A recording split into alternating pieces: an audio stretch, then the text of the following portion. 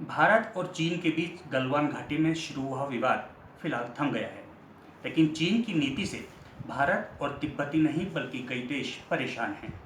इसी विषय पर चर्चा करने के लिए आज हमारे साथ हैं धर्मशाला हिमाचल प्रदेश में स्थित तिब्बत की निर्वासित सरकार के डिप्टी स्पीकर आचार्य येशी फुनसो।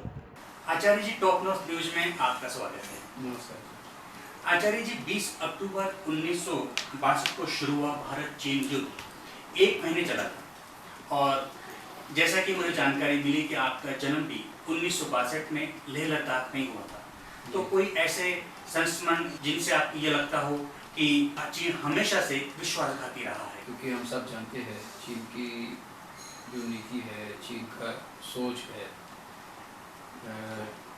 हमने कहा कि तिब्बत वासियों को सबसे ज़्यादा चीन सरकार की रवैया और नीति को अंदर और बाहर ज़्यादा जानकारी है। हम तो सीधे सीधे अभी किसी चीन के सेना या चीन के नेतृत्व वालों से तो संपर्क संबंध हुआ नहीं, लेकिन हमारे लोग अभी जो वर्तमान जो 40 लाख के करीब जो तिब्बत में जो वहाँ रह रहे हैं, वो लोग तो सीधा हमेशा चीन सरकार के खिलाफ में, नीतियों के खिलाफ में आत्मा बलिदान करना, उनकी नीतियों पर कभी जुलूस और जलसा प्रदर्शन करना, विद्वानों के माध्यम से चीन सरकार को नीतियों पर परिवर्तन करने के लिए, बदलने के लिए सरकार को पत्र लिखना, तो ये लेखकों के ओर से, संगीतकार की ओर से, तो ये सब होते आया है। और जैसे आपने कहा कि इस तरह की अनुभव क्या है, तो अनुभव व्यक्तिगत के रूप से इतना है कि आज से हम सब यहाँ दलाई लामा जी के नेतृत्व में 61 वर्ष यहाँ बीत चुके हैं, और उसमें से कम अब मेरा आज 62 में जन्म होने के बाद 59 वर्ष तो हम खुद अपने पहुँच रहे हैं। और शिक्षा प्रणाली में अध्ययन करने के बाद सब कुछ सीखने के पश्चात हमने आज 33 वर्ष हम खुद निवासित में रहते हुए अपने संघर्ष को नेतृत्व करने के लिए पूरे 33 वर्ष हम बीत चुके हैं। तो यही हमारे एक जीवन का अनुभव है कि संघर्ष को कैसे नेतृत्व करना चाहिए, चीन सरकार के साथ हम किस तरह वार्तालाप खोजना चाहिए समस्या के समाधान के लिए, विश्व भर के लिए हम किस तरह अपनी समस्या का समाधान के लिए अनुरोध करना चाहिए, खोजना चाहिए, संपर्क करना चाहिए, अपने लोगों को एकजुटता रखने के लिए कैसा करना चाहिए, तिब्बत के अंदर के लोग जो है उनका मनोबल, जो हमारे विश्वास है उसको मनोबल को एकदम एक स्थिरता होने के लिए भी हमारे सबसे ज़्यादा जिम्मेवारी बनता है, क्योंकि वो तो कष्ट में है, दुख में है, दर्द में है और सामना कर रहा है सीधा सीधा।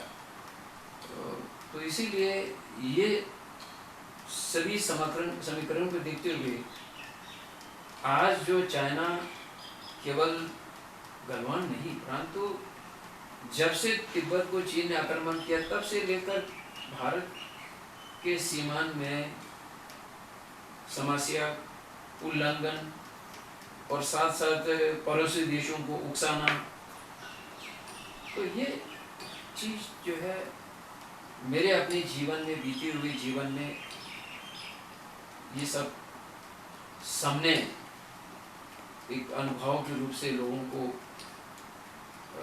सहयोग और समर्थन के लिए हम आह्वान करते आए। तब तक की समस्या का समाधान नहीं हो जाता तब तक भारत और चीन की समस्या का समाधान नहीं होगा, यह आपने किस आधार पर कहा? क्योंकि भारत तिब्बत का सीमा था जी, भारत और चीन का साथ सीमा था, भारत और भूटान का साथ सीमा था, भारत और नेपाल के साथ सीमा है, भारत और म्यांमार और तमाम 7 देश के साथ तिब्बत से सीमान पड़ता है। 1959 में जब संपूर्ण तिब्बत को चीन के माओ ने कब्जा करने के बाद ये पूरा देश के जो नक्शा जो है, ये चीन के एक ऐसा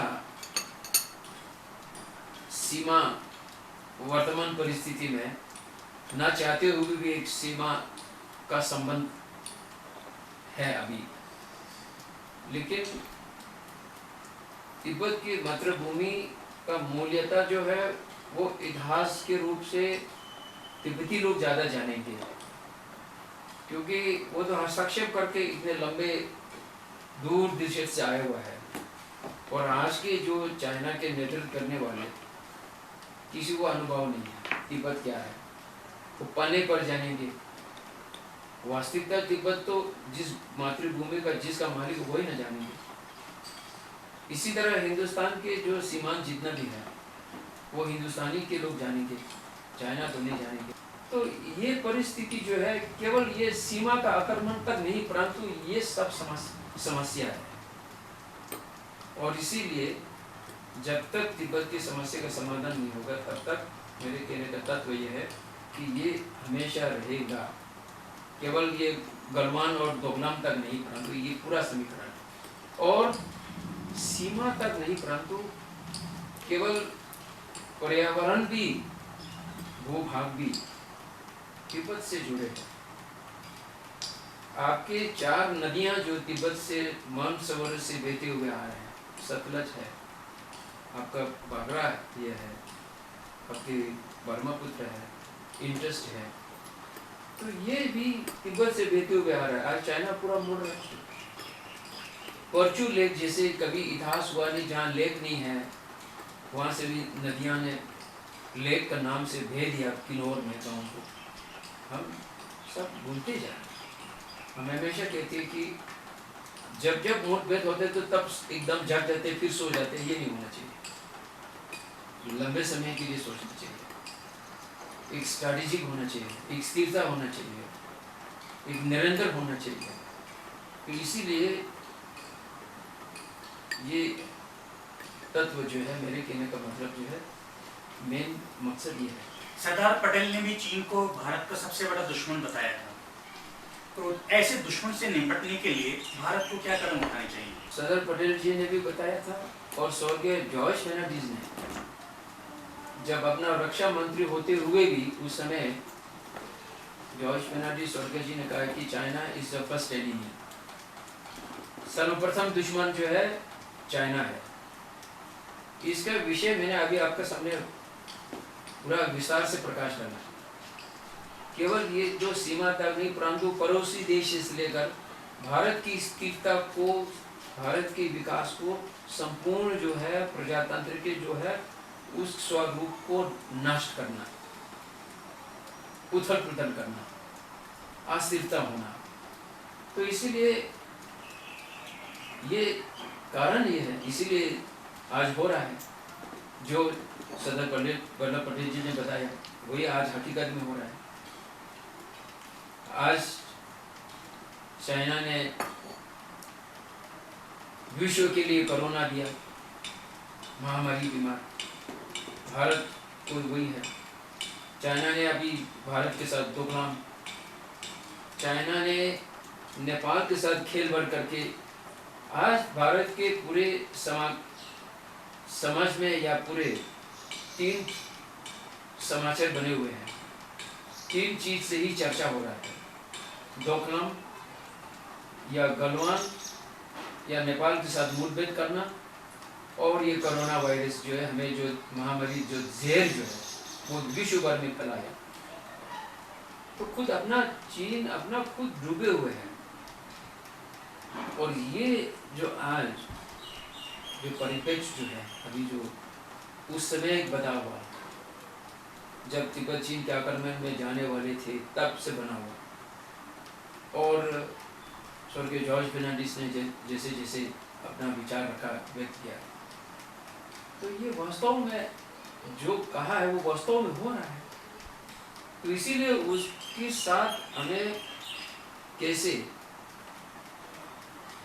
समस्या का समाधान करना चाहिए, वो मेन मुद्दा। जब तक तिब्बत की जो समस्या का समाधान नहीं होगा तब तक ये सब कभी भी समाप्त नहीं होगा। हम हमेशा कहते हैं कि सीमा किसी का नहीं मोड़ सकता है, इतिहास की कभी ना मिटा सकता है, संबंध कभी नहीं तोड़ सकता है। तो इसीलिए ये अपने आप में ये जो स्वरूप जो है वो उन दूरदर्शित नेताओं ने जो बताया वो आज हकीकत में हो रहा है। नेपाल ने तिब्बत पे जुर्माना लगाया था और उस जुर्माने से बचने के लिए, क्योंकि तिब्बत काफ़ी जुर्माना दे चुका था, परेशान हो गया था, तो उससे बचने के लिए उसने चीन से मदद मांगी और चीन ने मदद की तिब्बत की, और उसकी मदद का ये फल हुआ कि जुर्माना बंद हो गया। लेकिन चीन ने चालाकी से तिब्बत पे कब्जा कर लिया। तो मैं आपसे ये जानना चाहूँगा कि ये जो फैसला लिया गया था, जिसमें तिब्बत की ओर से सबसे अहम भूमिका किसने निभाई थी? नहीं, उस समय के इतिहास में एक देश दूसरे देश में आदान प्रदान होता है। दुनिया एक दूसरों से बिना निर्भर से संसार कभी कोई नहीं जी पाता। व्यक्ति भी एक दूसरों से निर्भर होता है, और यही तथागत बुद्ध का उपदेश है कि प्रतीत समुत्पाद, इंटरडिपेंडेंट। जब नागरिक नहीं होंगे तो देश कहाँ होगा? जब देश है तो उसका एक नागरिक भी है, तो नागरिक और देश होने के साथ एक सरकार भी है। तो इसलिए ये समीकरण जो है, उस समय की जो तिब्बत के अपने इतिहास के रूप में नेपाल के साथ भी संबंध है, चाइना के साथ भी संबंध है, भारत के साथ भी संबंध है, और नेपाल यहाँ तक कि तिब्बत के सम्राट के जो विशेष जो ऐसा कुंचो, जो नेपाल नरेश की जो पुत्री, जिसको हम प्रिंसेस कहते हैं, वो भी तिब्बत महानरेश की क्वीन में, जबकि नेपाल को देना पड़ा था, भेजना पड़ा था। इसी तरह चाइना ने भी, चाइना के जो गेसा कुंचो 33वां सम्राट के समय, इस तरह के संबंध है। तो राजनीतिक के संबंध से, राजवंश के संबंध से, परंपरा, रीति रिवाज, अनेक प्रकार के संबंध हैं।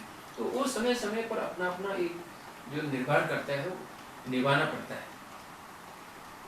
मुद्रा तो एक प्रकार की है।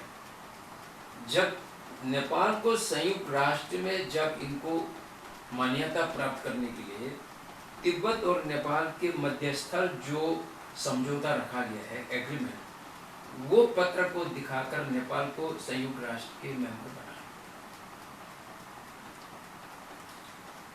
जब तक आप संपूर्ण एक स्वतंत्र देश होने का एक आपको पहचान पत्र दिखाना होता है, how you are complete independent nation, और ये इतिहास साक्षी है।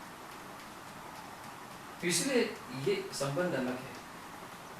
ये आज जो वर्तमान परिस्थिति में एक तरफ से अनफॉर्चुनेट है, एक तरफ से दुर्भाग्य है, क्योंकि नेपाल के एक परंपरा में परिवर्तन होने के बाद नेपाल के शासक चीन के गुमराह में, चीन के पिंजरे में फंस रहा है। हमें कभी लग रहा है कि हम तो भोग गया, तिब्बत को तो पूरा चाइना ने कब्जा किया, और इन पड़ोसी देशों को भी इस तरह चीन शासन गुमराह करके अपने काबू में ना चले जाए।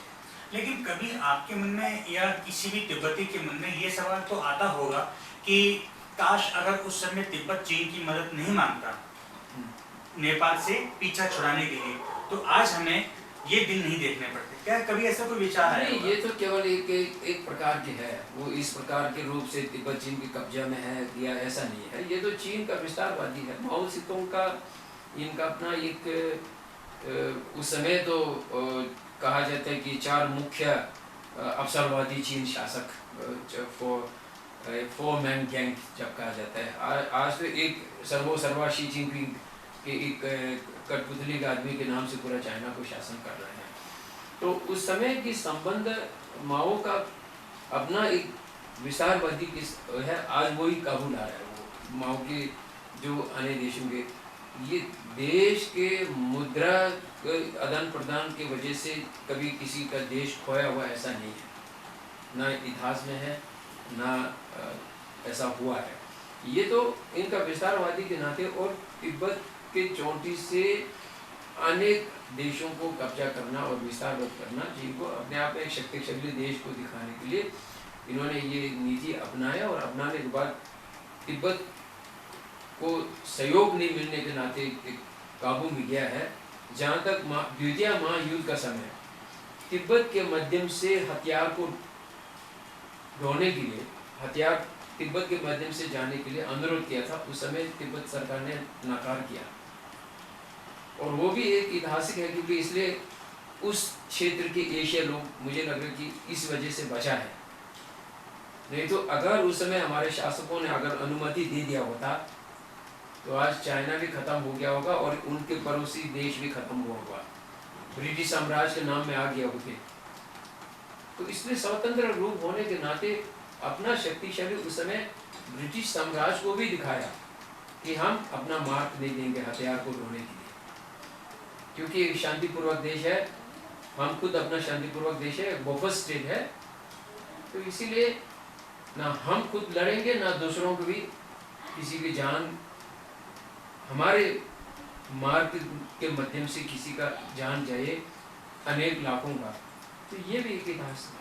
चीन कहता है कि तिब्बत 13वीं शताब्दी के मध्य से उसका हिस्सा रहा है, लेकिन तिब्बतियों का कहना है कि तिब्बत कई शताब्दियों तक एक स्वतंत्र राज्य था। सच्चाई क्या है? ये तो हम भी कह सकते हैं कि चीन हमारे में भी कब्जा में है, क्योंकि इनका राजवंश के पुत्र जो है हमारे राजा के एक तरफ से प्रिंसेस रहा है, तो ये भी हम कह सकते हैं। और हमारे लोगों ने धर्म फैलाया, हमारे ही शीश बन गया था वो, तो इसका मतलब हम भी कह सकते हैं कि ये तो वर्तमान परिस्थिति उनके पास है, तो ये अपना आप एक बता रहे हैं। ये तो अरुणाचल भी उनके कब्जे में है बोल रहा है, आज ये सब परिस्थिति हो रहा है, पूरा हिमालय क्षेत्र इनका है बोल रहा है। तो ये कहने से थोड़ी होता है, इतिहास बना हुआ जो शख्सियत है वो कहने से नहीं होता है, कहने के तो फिर पूरा संसार इनका है कह सकता है। तो ये कोई ऐसा नहीं है, वो वर्तमान परिस्थिति को देखकर ये अभी जो है जाने अनजाने में लोग इनका अपना एक तत्व बना के हमेशा ये कहते रहते हैं, लेकिन ये वास्तविकता नहीं है। तो इसीलिए इसको वास्तविकता में मानना नहीं चाहिए, इतिहास को पलटाना चाहिए, देखना चाहिए, क्योंकि 13वीं शताब्दी के साथ गुरु और शिष्य का संबंध था। जैसे भारत हमारा गुरु है, चीन के लोग हमारे अनुयायी हैं। भले चीन में बौद्ध धर्म पहले फैला है, 4th सेंचुरी में बुद्धिज्म चाइना को पहले आया, तिब्बत में तो 7th शताब्दी में आया, लेकिन फिर भी चाइना के लोगों ने तिब्बती बौद्ध धर्म को अपनाने के लिए अपने हमारे लोगों को, महान गुरु लोगों से आशीर्वाद लिया और परिवर्तन लिया और शिक्षा लिया, दीक्षा लिया। और वो समय का चाइना जो है वो ये हैन चाइनीज नहीं है, चाइना खुद मंचूरिया के अंडर में रहा है। आज मंचूरिया तो डूब गया, मानो जाते मतलब कि एक मंचूरियन का 100 हैन चाइनीज बन गया। मंगोल है, मंचूरिया है, अभी ये अब तो ये मकाओ है, अभी हांगकांग है, और ये ईस्ट तुर्किस्तान है, और तिब्बत है। तो अनेक प्रकार की 55 जातियाँ माइनॉरिटीज चीन के जुलूम में अभी सहन रहे हैं, केवल तिब्बत नहीं है, 55 जातियाँ, 55 minorities who are suffering under the present Chinese Communist regime. Dalai Lama जी का चयन होता है, तो ये जो चयन का जो सिस्टम है, इसको लेकर तो विवाद नहीं है ऐसा कुछ? क्योंकि दलाई लामा जी के अवतार के परंपरा जो है वो चीन से कोई लेना देना नहीं है। चीन के ना तो इतिहास में संबंध है, ना तो चीन से, क्योंकि भले हमारे धर्म गुरु लोग इनके गुरु रहा है, तो इनसे वर्तमान सरकार कम्युनिस्ट शासन माओ ने बताया कि धर्म जो है जहर है, तो इनसे अवतार से क्या लेने देना है, इनसे धर्म से क्या लेने देना है। धर्म तो सर्वनाश कर रहा है मठ मंदिर, इसमें कोई मतभेद नहीं है। ये तो धर्म को दुरुपयोग कर रहा है, केवल बौद्ध धर्म नहीं, परंतु वहां तो जितना जो धर्म को मानने वाले, जो विश्व के अन्य धर्म को मानने वाले, जो चीन अपनी जो नागरिकता को भी इसका अधिकार नहीं है, तो हमको तो कहाँ अधिकार मिलेगी, क्योंकि कब्जे किए हुए हैं। फालुन गोंग उनका अपना अनुयायी, चीन की जो भी जाति के लोग जिस को प्रयोग करते हैं वो उनको भी दबदबा कर रखा है, लगभग खत्म ही किया। दलाई लामा जी को ईश्वर के रूप में मानते हैं, कि वो साक्षात भगवान का रूप है, लेकिन चीन उन्हें अलगाववादी खतरा मानता है, ऐसा क्यों? ये क्योंकि हमने आपको पहले से ही कहा था कि चीन जो है ना तो धर्म को मानते हैं, एक तो धर्म को जहर मानते हैं, दूसरा दलाई लामा जी का अवतार को भी वो लोग चाहता है, पेंजन रिम्पोछे को भी हस्तक्षेप किया।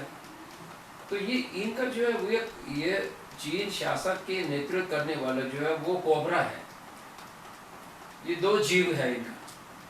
कभी बोलता है कि हम दलाई लामा जी का अवतार हम खोजेंगे, पेंजन रिम्पोछे जी का अवतार इन्होंने खोजा, एक सच्चे मन से नहीं, एक विश्वास से नहीं, आस्था से नहीं, एक गुमराह करने के लिए। और जब आप धर्म को ही मानता नहीं है तो आपसे अवतार से क्या लेना देना। परम पूज्य दलाई लामा जी अवलोकित शेरे का अवतार है, एक मनुष्य के स्वरूप में है। अभी तथागत बुद्ध ने हजारों वर्षों में तथागत बुद्ध बोधित्व प्राप्त कर चुके हैं। जो बुद्ध जो है इस संसार को, संसारिक लोगों को एक लीला दिखाने आया है। जन्म हुआ, भिक्षु का धारण किया, तपस्या किया, बोधित्व प्राप्त किया, शिक्षा दिया, दीक्षा दिया कि अगर आप बौद्ध धर्म इस प्रकार के है, अगर ये धर्म को आप अपना अध्ययन करेंगे तो हर व्यक्ति को एक ऐसा पौधे है, हर मनुष्य को पौधे है, हर संसार के लोगों को पौधे है कि आप भी बौद्ध धर्म की अध्ययन करेंगे तो बोधित्व प्राप्त होगा। You have seeds to enlightenment, each and every human being. ये हम राग और द्वेष और उसके नाते हम सब ख्याल में भूल जाते हैं, डूब जाते हैं। अन्यथा सब इंसान बोधित्व प्राप्त कर सकते हैं, उसका बीज भी है।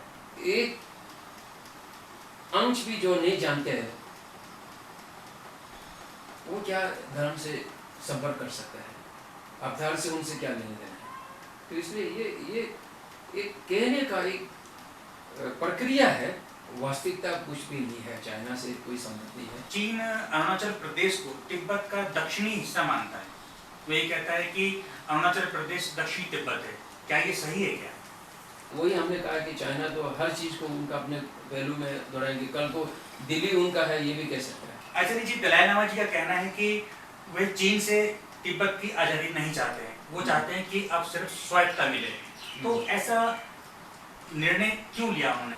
8 बार हमारा दलाई लामा जी के प्रतिनिधिमंडल बीजिंग में जाकर वार्तालाप किया। अंत में वार्तालाप करने के बाद इन्होंने कहा कि वास्तव में स्वायत्तता का स्वरूप जो है कैसा होना चाहिए, और वास्तव में स्वायत्तता के रूप जो है वो अनेक प्रकार के, दुनिया में 32 देश है, self government, self rule, autonomous region इस देश में, Aland island, South Tyrol, Greenland, Scottish. तो इसी तरह 32 देशों में से हम लोग शिक्षा दीक्षा लेने के बाद और तिब्बत की स्वायत्तता के रूप पूरा डॉक्यूमेंट बनाकर हमारे प्रतिनिधि ने चीन के प्रतिनिधि को सौंपा दिया। और सौंपने के बाद इन्होंने पूरा गौर से देखा, देखने के बाद इनमें से कुछ तुक निकाला, त्रुटियां किया, उसका भी विवरण प्रकाश करके 2010 के करीब में फिर दोबारा पुनः प्रतिनिधि मंडल का मिलना हुआ बीजिंग में। एक बार बीजिंग से बाहर, चाइना से बाहर प्रतिनिधि मंडल का मिलना हुआ वो स्विट्जरलैंड में। तो उसके बाद सब कुछ चीन के हाथ में है। हमने अपना जो स्वायत्तता है जो वो उन पे सौंप दिया है, लेकिन चीन का नेतृत्व बदल गया, शी जिनपिंग आ गया, एक व्यक्ति के देश चलाने वाले, एक आर्मी के देश चलाने वाले। तब शी जिनपिंग जब अभी ये इनके कार्यकाल में वार्तालाप प्रारंभ हुआ नहीं, इसलिए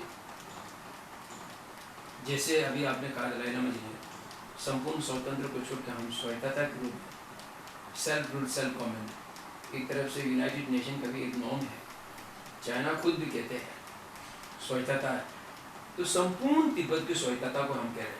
ये आज के जो चाइना ने जो दिया हुआ जो TRA वो नहीं, संपूर्ण तिब्बत, ऐतिहासिक तिब्बत चलाने के लिए, क्योंकि एक भाषा, एक धर्म, एक गुरु और एक मतलब कि रीति रिवाज, परंपरा और एक ही भौगोलिक, तो वो जो है एक ही परंपरा, एक ही जाति, तो उसके अनुसार जो ऐतिहासिक तिब्बत था उसका अपना स्वायत्तता होना चाहिए। जैसे कि हमने तिब्बत का एक इतिहास है, ये इतिहास अगर आप पढ़ेंगे जाएंगे तब फिर आपको लगेगा कि तिब्बत एक समय कितना शक्तिशाली देश था और हम शांतिपूर्वक तिब्बत की समस्या का समाधान खोज रहे हैं। हथियार प्रयोग करके, युद्ध करके कोई किसी का समस्या का समाधान ना होगा, ना हो सकता है। आज हम जैसे व्यक्ति तीसरे पीढ़ी का है, प्रथम पीढ़ी का खत्म हो गया, दूसरा पीढ़ी लगभग 60 वर्ष से ऊपर हो गया, हम तीसरी पीढ़ी जो जन्म जिसने मातृभूमि को देखा नहीं, और आज जितने लोग चौथी पीढ़ी तिब्बत का अंदर भी संघर्ष कर रहे हैं। 15 वर्ष के बालक जिसने माओ नहीं देखा, देंग नहीं देखा, चंद जमीन सुने होंगे, वुचिनताओ शायद देखे होंगे, और 5 चीन के नेतृत्व की दबदबाव तिब्बत किया, लेकिन फिर भी आज 15 वर्ष के बालक का अब आत्मादाह करना, आत्मा बलिदान करना कोई आसान चीज नहीं है। और उन्हीं लोगों के माध्यम से आज हमें ये सब सोशल मीडिया के माध्यम से मिला है। ये आजकल के चित्र है, ये हमने जाके वहां से नहीं खींचा। ठीक। और ये वास्तव में जो तिब्बत को चीन में जो शस्त्र यंत्र बजा है, हम तो हमेशा देखते हैं। आज दोगलान में वही हुआ ना, गलवान में भी वही हो रहा है ना। ये आपके भारत के जितने भी लोग वहां जाएंगे तब भी इस तरह के चित्र तो नहीं मिलेगा। हमारे लोग अपना जान को देते हुए भी ये हमें भेज रहा है, और ये हम आपके भारत के शासकों को भी हम दे रहे हैं। ये तिब्बत के अंदर चीन ने जाल बिछा रखा है, तो इसीलिए ये चीज जो है ये आशा होना चाहिए। आप 2021 में सैक्योंग के तौर पर प्रबल दावेदार माने जा रहे हैं, तो आपने तिब्बत को चीन के चंगुल से छुटकारा दिलाने के लिए क्या कोई भावी ऐसी कोई रणनीति तैयार की है जिससे कि तिब्बत को जल्दी से जल्द आज़ादी मिले या स्वायत्तता मिले? अभी लोगों का अनुरोध के अनुसार मैं खड़ा हो रहा हूँ, क्योंकि मैंने आज 33 वर्ष मुझे अनुभव पूरा संघर्ष के, केवल तिब्बत की मतलब अपना ये समाज तक नहीं, परंतु वैश्विक व्यापक अपने संघर्ष को एक व्यक्ति से एकदम अचानक कोई एक जादूगर की तरह कुछ नहीं कर सकता है। लेकिन जो कुछ पिछले 60 वर्ष में निरंतर जो योजनाएं बनाया है उसकी अंतर्गत और अन्य दूसरा एक दिशा और स्वरूप और सोच और विचार और मंथन करने के बाद समस्या के समाधान के लिए सबसे जो पहला कदम महत्वपूर्ण जो है, आवश्यक जो है, वो तिब्बत की समस्या का समाधान के लिए है। बाकी तिब्बती समाज और तिब्बती शासन को स्थिरता होना और स्थिरता के रूप में एकजुटता होना, ये अपने आप में आवश्यकता है। चीन के साथ किस तरह पुनः 10 साल खत्म हो रहा है। आज से 10 साल से पहले 8 बार ऑफिशियली डेलीगेशन का मिलना हुआ है। 10 साल बहुत लंबा समय है।